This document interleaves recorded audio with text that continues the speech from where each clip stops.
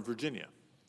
Mr. President, I rise today in response to Russia's alarming and impending threat toward its neighbor, the independent nation of Ukraine.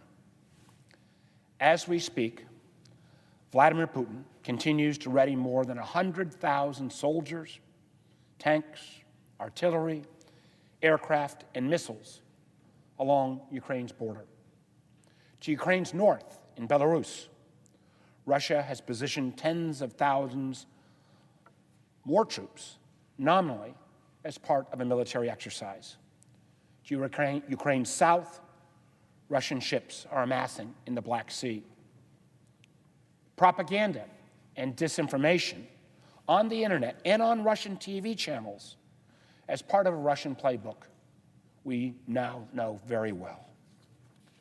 The Kremlin's intent is to manufacture a pretext for its aggression and sow divisions in the West. Russian troops already occupy vast tracts of Ukraine in Crimea and continue a quote-unquote low-grade war in eastern Ukraine, a war initiated by Mr. Putin that has cost already over 14,000 lives.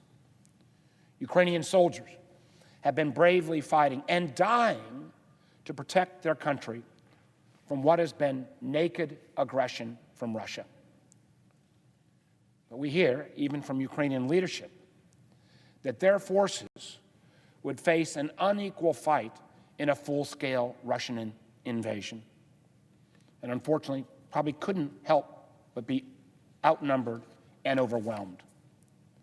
And while Moscow has amassed the largest concentration of military forces seen in Europe since the end of the Cold War, it continues to make shrill accusations that it is not Ukraine, but somehow Russia that is under threat, all the while making demands that Ukraine never join NATO or control its own destiny. Even as he threatens war with Ukraine, Mr. Putin demands to be treated as head of a normal government. He thrills at being given one-on-one meetings with other world leaders or being invited to diplomatic fora. He rails that Russia has been unfairly singled out for sanctions.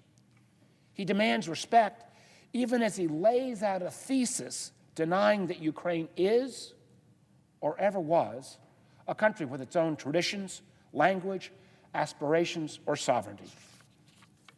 What Mr. Putin really fears is that if Ukraine succeeds in building a nation where Ukrainian speakers and Russian speakers have genuine freedoms, can vote in free elections, and control their own destiny, if that happens, then maybe Russians may start to wonder why they have to live in a country where Putin has practically made himself president for life, eligible to stay in office until 2036, where questioning the endemic corruption of the Russian state, trying to run a business without paying off officials, or even expressing an opinion can lead to detention, trumped-up charges, or, as we've too often seen, even death from a military-grade nerve agent.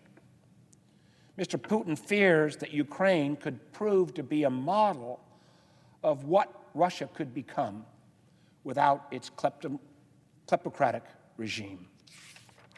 Mr. Putin says he feels threatened by NATO. He wants to go back to the good old days when the USSR held Eastern Europe, including Ukraine, in its iron grip. So he's decided to seize chunks of Ukrainian territory and unilaterally change Europe's borders. Now, this isn't a new position for Putin. It reflects a long-held view. In 2005, he called the fall of the Soviet Union the greatest geopolitical catastrophe of the 20th century. In 2008, he invaded Georgia. When Russian troops seized control of Crimea, he sent in his little green men and adopted his doctrine of hybrid warfare. He felt unconstrained to send agents of the Russian state to assassinate those he sees as his enemies, whether in Kyiv or London or Berlin or Sofia or Vienna. And he's built up his arsenal and threatened his neighbors. Putin, as we've known and read about, has crushed even the slightest hint of political opposition at home in Russia. All of this while wanting to be seen as a victim and as the leader of a normal participant in the community of nations. These actions are not and cannot ever be accepted or acceptable by the civilized world. So what can the United States and the West do? President Biden and other Western leaders have undertaken the right approach, offering Putin multiple diplomatic off-ramps, as recently again as the visit by the German Chancellor this week, and a dialogue about Russia's exaggerated fears regarding European security. Nobody wants a military conflict between two nuclear powers. So the president has clearly stated that U.S. troops are not being sent to Ukraine to fight Russia. At the same time, President Biden has made it extremely clear that if Russia rejects this diplomatic path and conducts further aggression against Ukraine, there will be a heavy price to pay. Russia will face the immediate imposition of strong, robust, and effective sanctions, including sectoral sanctions against its banking and financial system, as well as stringent export controls that will damage Russia's economy.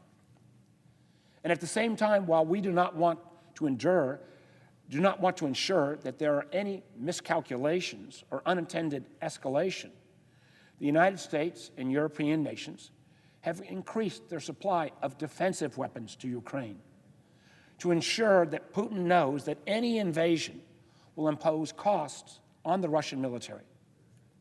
Mr. Putin may find that if he invades, he may not find the going so easy. Ukrainians do not want to be part of Russia, especially at the point of a gun. As someone who has argued that Russia and Ukraine are one fraternal people, it will be difficult for Putin to explain why Russian soldiers are dying while trying to kill their Ukrainian brothers. And as a major part of his policy, President Biden has endeavored to keep NATO together and unified, since one of Putin's major goals is to undermine that unity. The administration's approach is, frankly, significantly different from the previous president in this country, who undermined the transatlantic alliance, questioned the very needs for its existence, and took every opportunity to weaken the shared bonds that have kept peace in Europe since World War II. President Biden, though, has put thousands of U.S. forces on standby and has deployed U.S. forces to NATO's eastern flank. Saw some additional troops from the 82nd heading over to Poland even as we speak. Now again, these movements are not to inflame the situation, but to ensure that there is no mistake about our commitment to NATO's collective defense, our willingness to defer aggression, and to make sure that we continue to bolster this critical alliance. And the truth is, it's not just Americans. Other NATO members have agreed and are sending military forces to its eastern border to ensure that Putin knows that the alliance stands united. Let us be very clear who the aggressor is in these provocations. The eyes of the world have been on Vladimir Putin and Russia as he has initiated a steady and deliberate buildup of Russian forces and military assets, as I mentioned earlier, to the north, east, and south of Ukraine. And he has rebuffed multiple diplomatic overtures to de-escalate the situation. And through media reporting, satellite imagery, and intelligence shared by our government and by the British government, much of Putin's incitement has been out in the open for all to see. It is as clear today as it will be through the lens of history that this march of aggression has been led by one man, and that's Vladimir Putin. But it's important for Putin to know it is not too late to back down from this foolish and destructive course of action. Even at the 11th hour, diplomatic avenues remain very much open. Putin can still choose against leading further aggression and invasion that would have the opposite effect than what he imagines. And while there have been some reports in the media that he may be moving, we've seen no clear evidence. This is clearly a case that we will believe what the Russians do, not what some of their leaders say. Because if Putin does invade, he will have unleashed a tragedy, not just for Ukraine, but for the Russian people. Putin will rightly have earned the enmity of all free nations and people everywhere, and Russia's economy and citizens will suffer. I want to be clear, in the event of an unwarranted, unjustified, and illegitimate attack on Ukraine, the United States will stand with the people of Ukraine. Russia will become a pariah nation, a rogue state. The legitimacy of Putin's regime will be significantly undermined. And the NATO alliance that Putin worries so much about, it will be reinvigorated to fulfill a mission it was created for, as a defensive alliance against Soviet, or now in the 21st century, Russian aggression. I urge President Putin to choose the right path. De-escalate tensions. Don't just talk about de-escalation, but actually de-escalate. Engage in a real and honest diplomatic process. And end any plans leading towards a violent confrontation in Ukraine.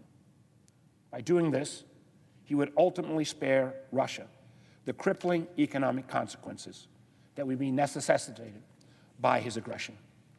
I also say, Mr. President, I was very proud yesterday when the administration briefed the bipartisan leadership of all the committees that are dealing with this potential invasion, and to see the broad and bipartisan support behind standing with the people of Ukraine and the message that should Putin take these actions, the level of sanctions that we will impose upon him and his economy will be unprecedented. Thank you, Mr. President. With that, I yield the floor.